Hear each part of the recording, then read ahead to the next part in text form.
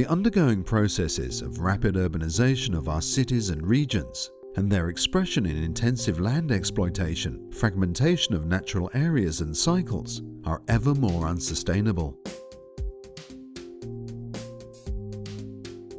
On the one hand, traditional models of infrastructure intervention are gradually showing their inability to cope with environmental pressures and growing demands, and on the other, it is ever more clear the urge to rethink urban development patterns as catalysts of value and prosperity.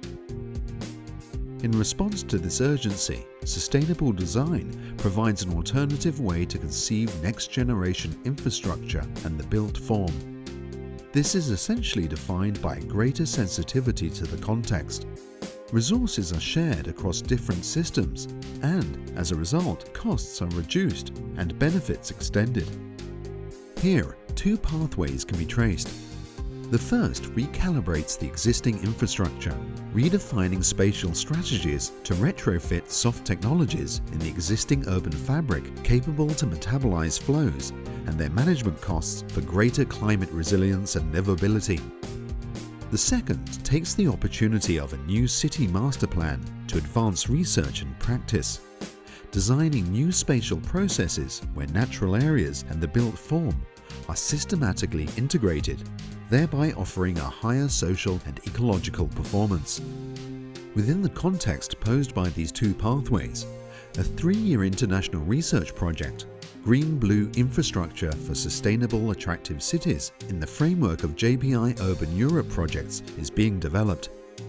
It focuses on the development of knowledge and tools required to seize the opportunities arising from future challenges, to manage water in a way that facilitates robust, synergistic and multifunctional green urban infrastructure. Kiruna in Sweden is our international urban living lab. Kiruna is the northernmost and largest municipality of Sweden, located 145 kilometers north of the Arctic Circle, and with more than 20,000 kilometers squared of sparsely populated area. Its unique landscape, history, and extreme climate set many challenges for its future. Founded in 1900 by the state-owned LKAB mining company, Kiruna has grown rich due to the vast seam of iron ore that sits below the town, but is now under risk by the very phenomenon that created its wealth. The mining activity has perforated the subsurface, and the city is constantly threatened by subsidence and erosion, problems that are so serious that moving the entire city became a realistic scenario. In the coming decades, the old Kiruna will be demolished step by step. At the same time, the city will be rebuilt a few miles eastwards.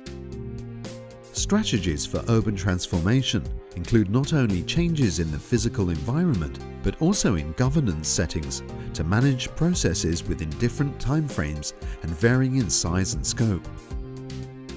The new Kiruna is expected to be a sustainable and climate-resilient city, and at the same time an attractive place from a social and ecological perspective.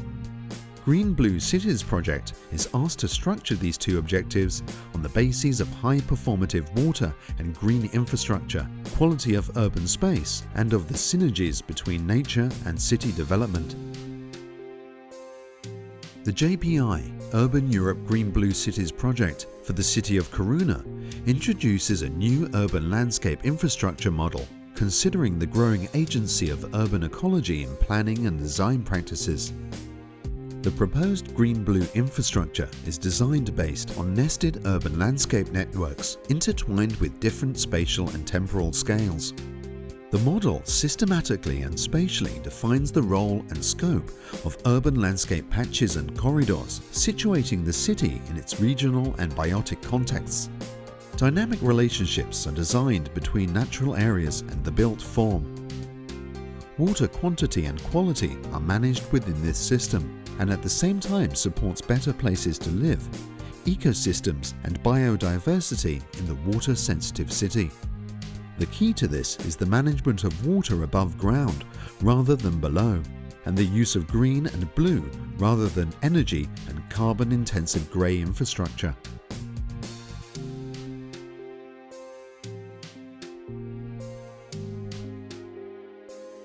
multiple benefits are expected, not only as outcomes, but, most importantly, are included in the design process, defining future sustainable urban development pathways.